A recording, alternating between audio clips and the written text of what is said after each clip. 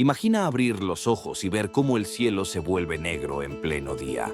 Las calles se llenan de ceniza y en cuestión de horas, tu ciudad entera queda sepultada para siempre. Así fue el último día de Pompeya, atrapada por la furia del Vesubio en el año 79 después de Cristo. ¿Crees que podrías sobrevivir a algo así? Hoy descubrirás por qué casi nadie tuvo oportunidad. Lo que ocurrió es mucho más aterrador de lo que crees. Arranquemos. El sol del 24 de agosto del año 79 después de Cristo iluminaba un día más en la bulliciosa y próspera ciudad de Pompeya. A la sombra de un monte majestuoso que dominaba su horizonte, el monte Vesubio, la vida fluía con la habitual cadencia del Imperio Romano. Las calles adoquinadas resonaban con el bullicio de los mercados. Los artesanos trabajaban en sus talleres. Las termas se llenaban de ciudadanos buscando ocio y socialización. Y los templos recibían a los devotos. La opulencia de las villas patricias contrastaba con la modesta vida de las insulae, pero la energía de la ciudad era palpable.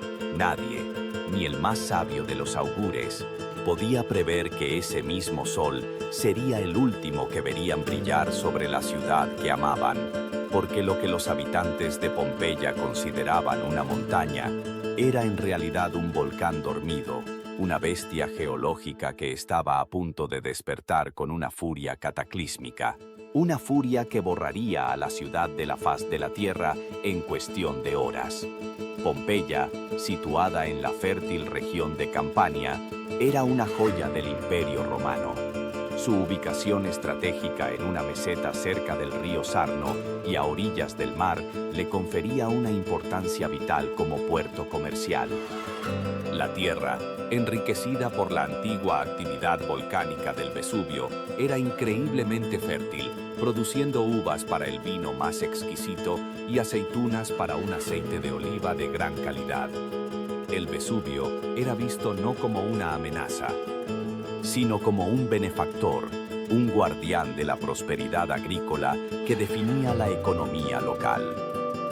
La ciudad era un microcosmos de la sociedad romana. Sus calles rectangulares, diseñadas según el modelo hipodámico, estaban flanqueadas por elegantes villas, tabernas, tiendas, panaderías y burdeles.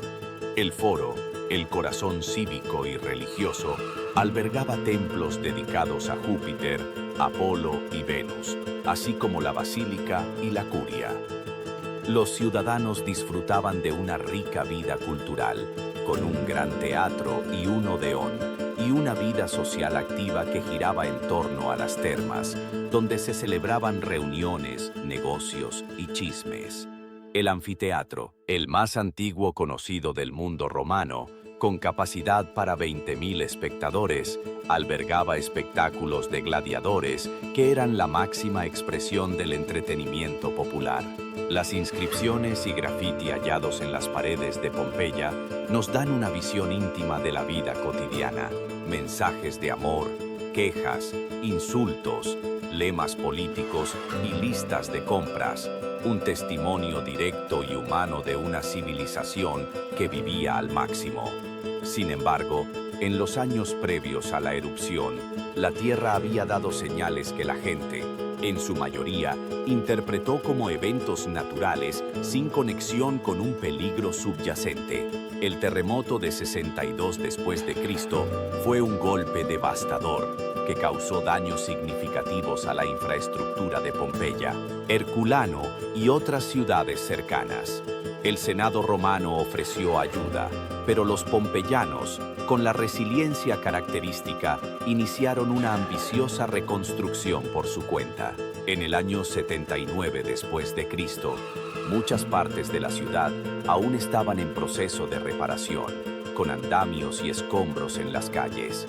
Este terremoto y los temblores menores que le siguieron eran en realidad la evidencia de que el magma se movía bajo la superficie, llenando la cámara volcánica del Vesubio.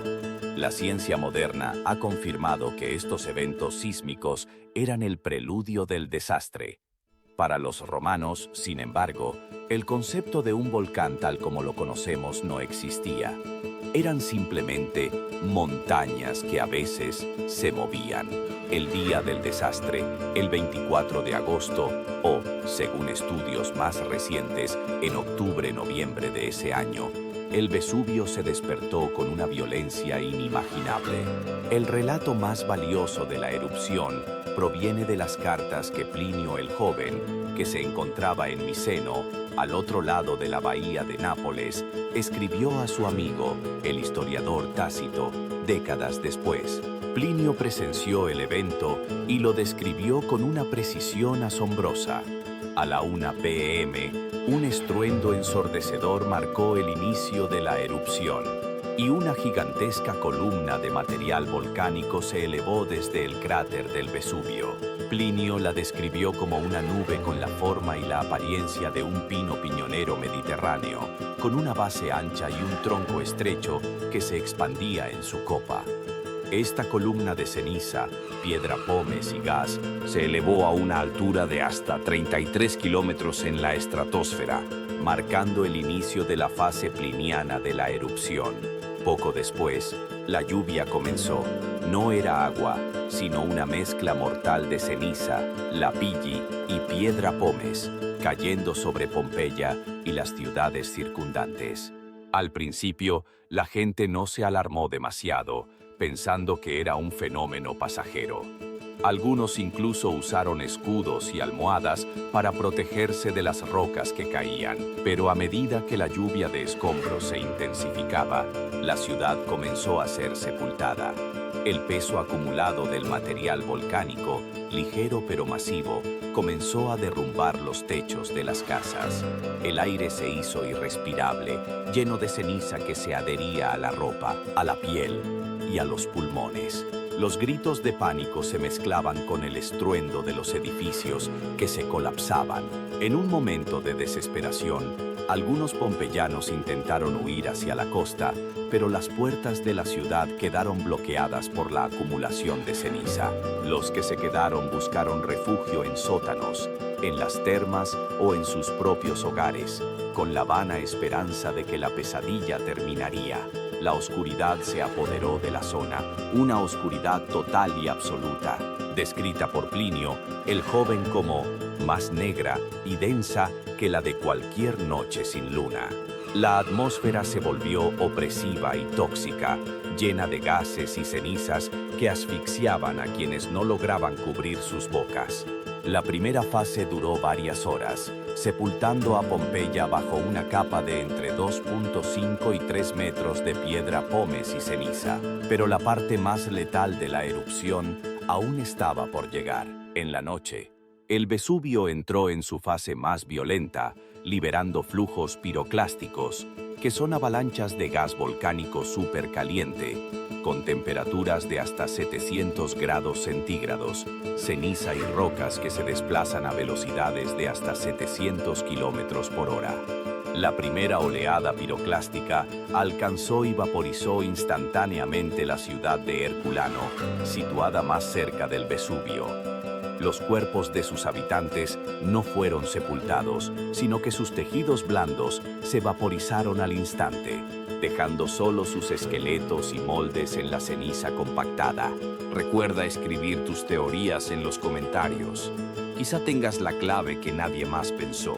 Las últimas y más grandes oleadas piroclásticas alcanzaron Pompeya a la mañana siguiente. Los flujos viajaron a tal velocidad y temperatura que la gente que había sobrevivido a la lluvia de ceniza no tuvo tiempo de reaccionar. Murieron instantáneamente, no por asfixia, sino por el choque térmico. La piel y los tejidos de las víctimas se contrajeron al ser expuestos a un calor tan intenso y repentino, adoptando una postura defensiva que se conoce como posición de pugilista, con los puños cerrados y los codos flexionados. La ceniza que los rodeó se endureció, creando una capa protectora que preservó los contornos de sus cuerpos. En cuestión de minutos, la vibrante ciudad de Pompeya quedó cubierta bajo una capa mortal de ceniza y piedra pómez de hasta 6 metros de profundidad. Lo que había sido un centro de comercio y cultura se convirtió en una tumba masiva. Durante casi 1700 años, Pompeya permaneció sepultada, una ciudad perdida en la memoria colectiva. Su existencia se convirtió en una leyenda. No fue sino hasta el siglo XVIII, con el inicio de las excavaciones arqueológicas a gran escala, que el mundo redescubrió este tesoro. Las primeras excavaciones, en 1748, revelaron los primeros indicios de una ciudad perfectamente conservada. A diferencia de otros sitios antiguos que solo mostraban ruinas desmoronadas, Pompeya era un instante congelado en el tiempo, una cápsula del tiempo del Imperio Romano. Lo que se encontró fue asombroso. Las calles estaban intactas, con las huellas de los carros grabadas en el adoquín.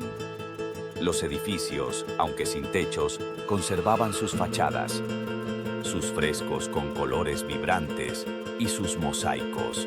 Las tiendas aún tenían ánforas, herramientas y vasijas en sus estantes. Se encontraron muebles, vajillas y hasta panes carbonizados en los hornos.